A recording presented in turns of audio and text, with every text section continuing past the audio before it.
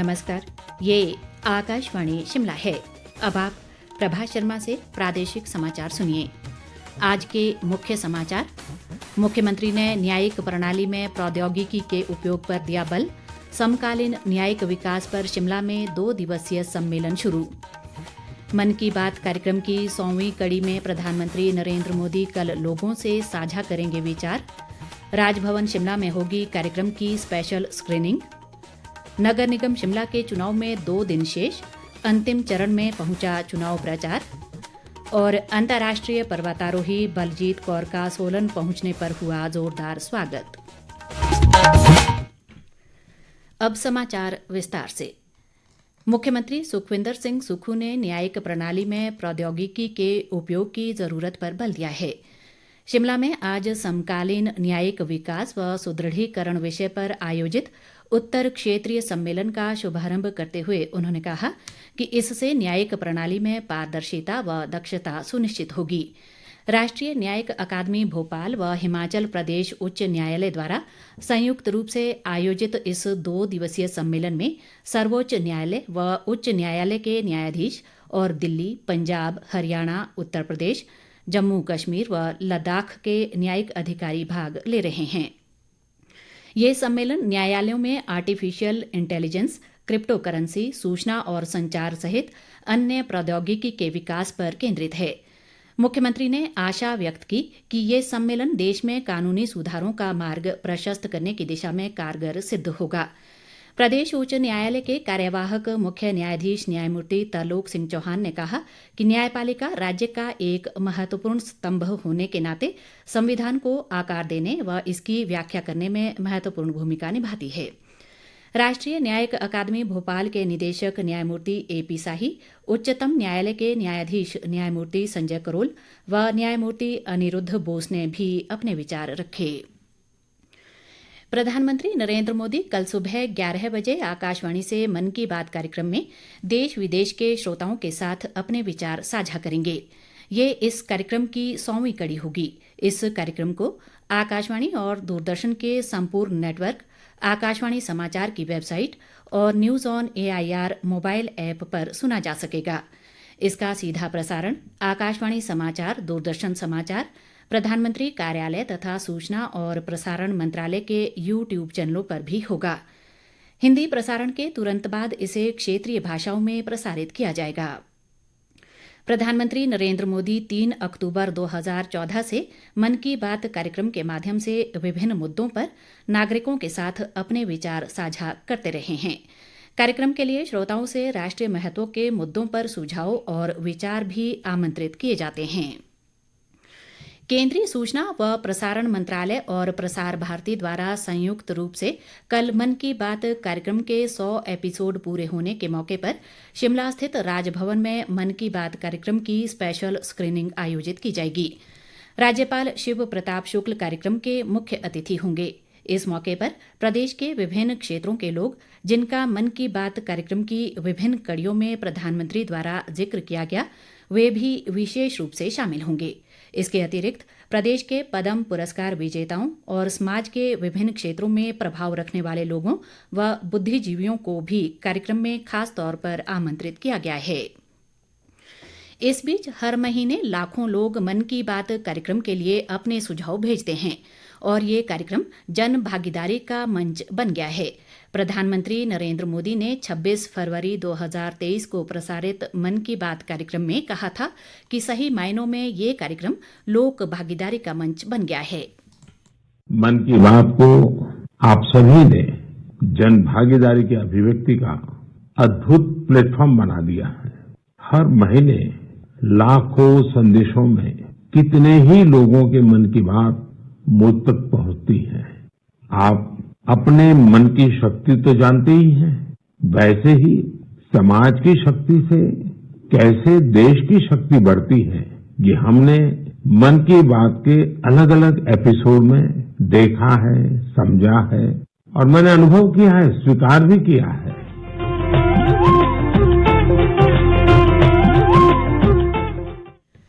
स्वास्थ्य मंत्री धनीराम शांडिल ने आज IGMC शिमला में अग्निकांड से प्रभावित नए OPD भवन का दौरा किया। उन्होंने नई ओपीडी में व्यवस्थाओं को दुरुस्त करने के बारे में अधिकारियों से फीडबैक लिया और आग लगने से बाधित सेवाओं को जल्द दुरुस्त करने के निर्देश दिए। धनीराम शांडिल ने कहा कि राज्य सरकार लोगों को बेहतर स्वास्थ्य सेवाएं प्रदान करने के लिए प्रतिबद्ध है और सभी अस्पतालों में स्वास्थ्य सेवाओं का विस्तार किया जा रहा है।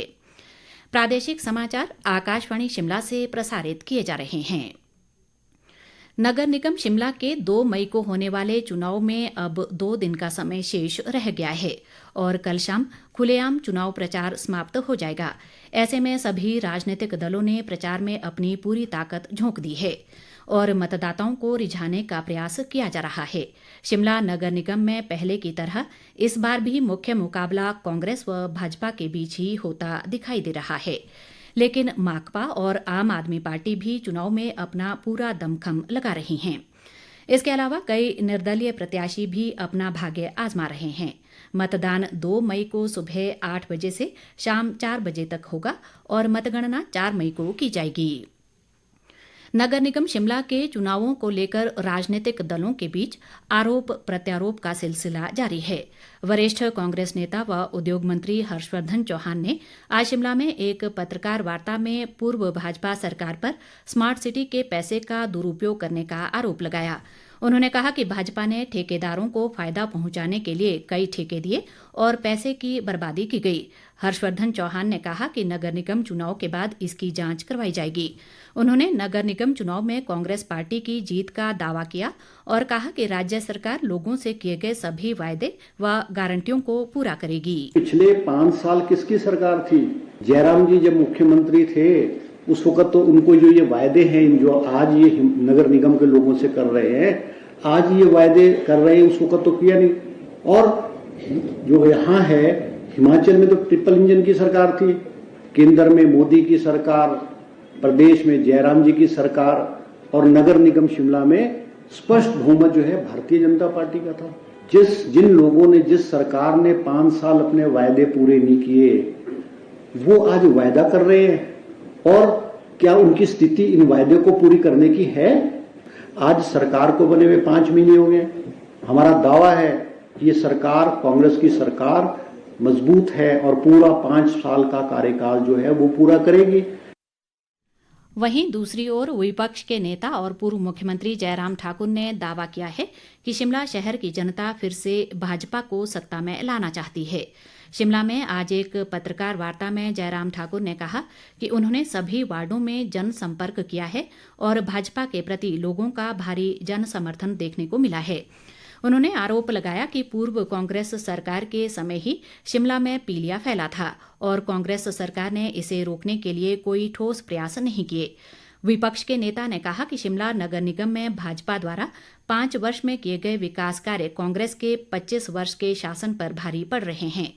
जयराम ठाकुर ने कहा कि शिमला शहर के विकास में प्रधानमंत्री नरेंद्र मोदी का बड़ा योगदान है और उन्होंने शिमला को स्मार्ट सिटी की बड़ी सौगात दी है।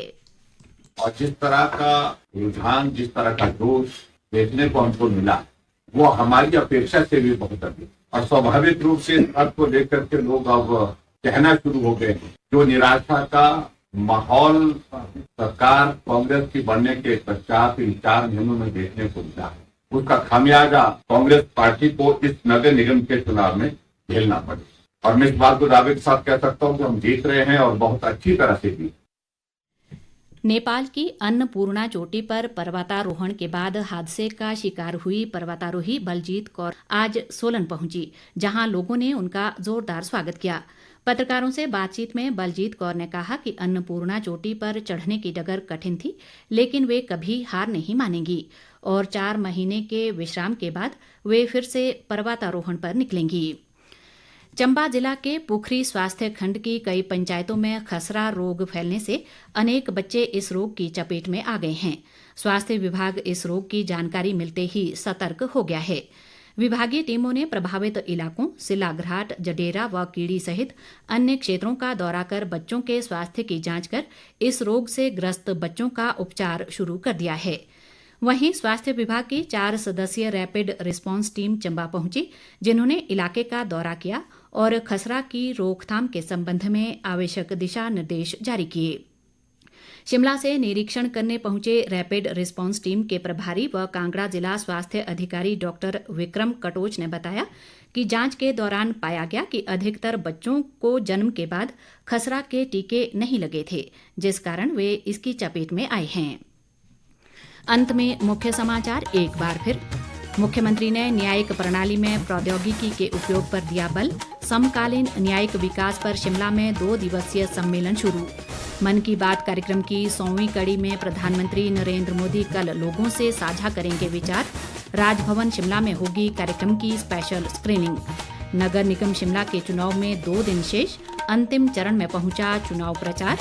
और अंतर्राष्ट्रीय पर्वतारोही बलजीत कौर का सोलन पहुंचने पर हुआ जोरदार स्वागत। इसके साथ ही ये समाचार बुलेटिन समाप्त हुआ। नमस्कार।